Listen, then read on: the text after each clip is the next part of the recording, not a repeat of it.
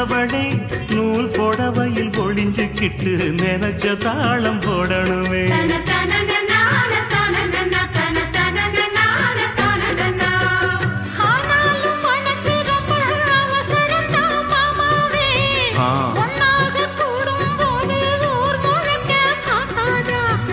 பார்த்தாலும் தவறு இல்ல பனியுறங்கும் ரோசாவே, உன்னால சொத்த வச்ச மூக்குலதான் வைக்காத.